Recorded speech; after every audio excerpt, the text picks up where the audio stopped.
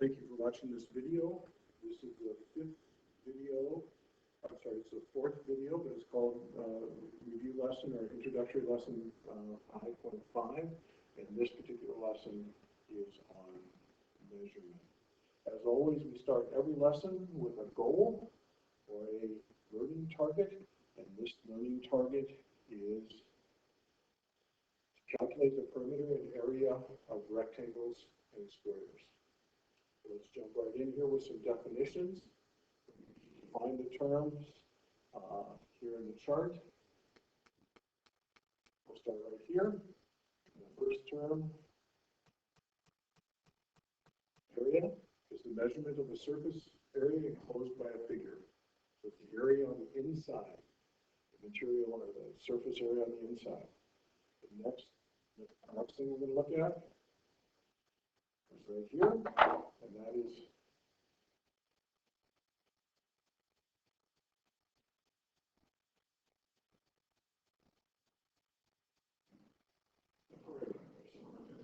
distance around the outside. The geometric figure is called a perimeter. Distance around the outside. We're looking at some units that areas can be measured in. What type of units will area be measured in? Measured in either square feet, square yards, square inches, or something else, but it's always going to be a unit squared. The last thing we're going to do on this particular slide, we're going to talk about perimeter and other distances. Perimeter and other distances are measured in what type of units? These types of units are strictly a distance. They're measured in feet, they're measured in yards, they're measured in inches, or they're measured in miles, for a few examples. Move on to the next screen here. We've got a little bit more to learn.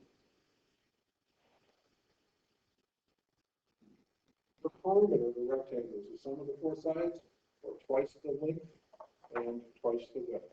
So perimeter, we could write an equation that says perimeter is equal to the length plus the length plus the width plus the width.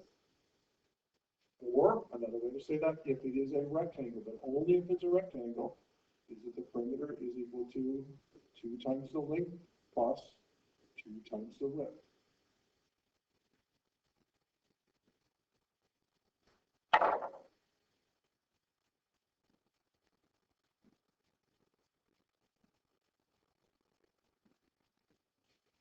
Look at the same thing as we're dealing here. We're working here.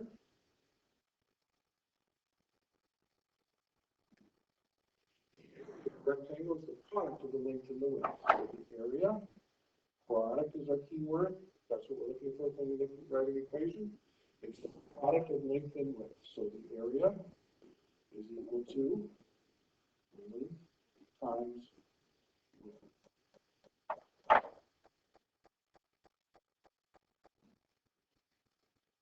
Let's practice with a couple of equations here. Here's our data table. We've got different types of fields. We've got baseball fields. We've got college football, hockey, high school football, soccer, and lacrosse. And we know things about it, the shape of the field, whether it's a rectangle, whether it's a square, and then the dimensions on each side. Well, let's look at our questions. Which field has the greatest perimeter? All right, back to our data table. Back to our equations. We look at our equation for perimeter, 2 times the length times the width. So now we go to our data table and we say perimeter is equal to 2 times the length plus 2 times the width. All right. Well, I'll use an example baseball here. So the perimeter of the baseball field is equal to 2 times the length, which is 90, plus 2 times the width, which is 90. 2 times 90 is 180, plus 2 times 90 is 180. 160 then is the perimeter of my baseball field. Please take some time to calculate the perimeters for all of these other fields. back to, and if you look at if you calculate all your equations, you did all the math right, which field has the greatest perimeter? Soccer field. Let's go on and look at our next question, which has the greatest area. So we go back to our data table. We're calculating the area. Area we decided in our previous, one of our previous slides was length times width. Okay, so I'll do baseball again. We're going to calculate the area of the baseball field is equal to the 90 feet on one side times the 90 feet on the other.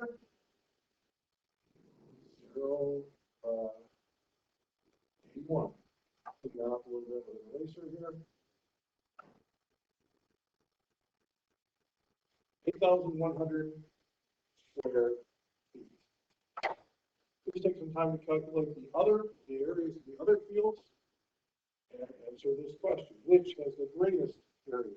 The greatest area. If you do the calculations,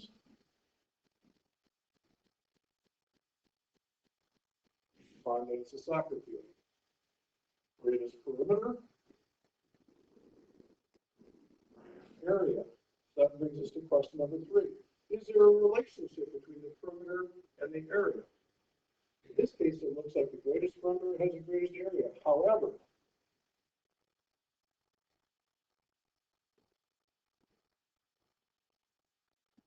that is not true. There is no relationship. It's a coincidence that they happen to be both the same. There is no such relationship for quadrilateral.